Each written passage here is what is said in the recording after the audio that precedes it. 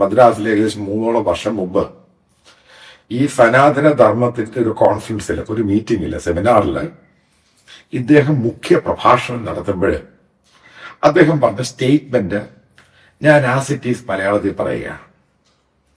ഇദ്ദേഹത്തിന്റെ ചൈൽഡ്ഹുഡ് സുഹൃത്തുണ്ടായിരുന്നു. അദ്ദേഹം ഈ പറയുന്ന ബ്രാഹ്മണ കമ്മ്യൂണിറ്റിയിൽപ്പെട്ടതാണ്.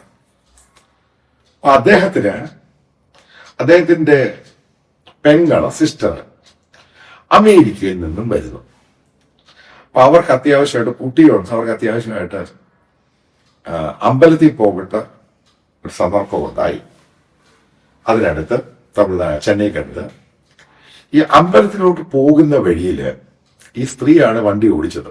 ഈ അമേരിക്കയിൽ നിന്ന് വന്ന ഇദ്ദേഹത്തിന്റെ സുഹൃത്തിന്റെ പെങ്ങൾ, ആ സ്ത്രീയാണ് ഈ വണ്ടി ഓടിച്ചത്. അപ്പൊ അവരുടെ തെറ്റായ ഡ്രൈവിംഗ് കൊണ്ട് ആക്സിഡന്റിൽ ഒരാൾ കൊല്ലപ്പെട്ട് കഴിഞ്ഞപ്പോഴ് അവർക്ക് അമേരിക്കയിൽ പോവുകയും ചെയ്യണം. അവരുടെയാണ് മുഴുവൻ തെറ്റ്. എന്നിട്ട് ഇദ്ദേഹത്തിന്റെ സുഹൃത്തായ ഈ തെറ്റ് ചെയ്ത ആ സ്ത്രീയുടെ ബ്രദർ ഈ കുറ്റം ഏറ്റെടുത്തു. അതായത് അയാളാണ് ഈ വണ്ടി ഡ്രൈവ് ചെയ്തത്, അവരല്ല. അതുകൊണ്ട് അയാളാണ് കുറ്റക്കാരൻ എന്ന് പറഞ്ഞ് ഈ തെറ്റ് അയാൾ ഏറ്റെടുത്തു. ഏറ്റെടുത്ത ഇയാൾക്ക് ഡ്രൈവിംഗ് ലൈസൻസ് ഇല്ല. അപ്പൊ ഇയാളുടെ ചാർജ് ഷീറ്റ് എല്ലാം നോക്കിയിട്ട് ഇയാൾ പറഞ്ഞു, അതായത് നമ്മുടെ ഈ പറയുന്ന GR സ്വാമിനാഥൻ ഇയാളോട് പറഞ്ഞു, നിങ്ങൾക്ക് 18 വർഷത്തോളം തടവ് കിട്ടാവുന്ന ശിക്ഷയാണ് നിങ്ങൾ ചെയ്തിരിക്കുന്നത്. അതായത് റെക്കലെസ് ആയിട്ട് വണ്ടി ഓടിച്ചു, അത് ലൈസൻസും ഇല്ല, ഒരാളെ കൊന്നു. അപ്പൊ ഈ കാര്യം നിങ്ങൾക്ക് 18 വർഷത്തെ തടവ് ശിക്ഷയാണ് ഇതിൽ കിട്ടുന്നത്. ഇതെല്ലാം പറഞ്ഞിട്ട് ഇയാൾ പറയുകയാണ്, ഈ കേസ് കോടതിയിൽ വന്നു.